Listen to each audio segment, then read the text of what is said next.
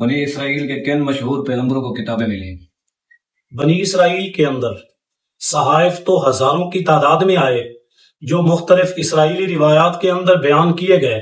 لیکن مشہور کتابیں جو مستند سمجھی جاتی ہیں ان میں سے تورات جو حضرت موسیٰ علیہ السلام پر نازل ہوئی، جس میں بہت سارے احکام اور قوانین کو بیان کیا گیا، اسی طرح زبور جو حضرت داؤد علیہ السلام پر نازل ہوئی، جن کے اندر مدح سرائی اور بہت ساری ایسی چیزوں کو بیان کیا گیا جو انسان اور اللہ کی تعریف اور مختلف انداز سے ان کے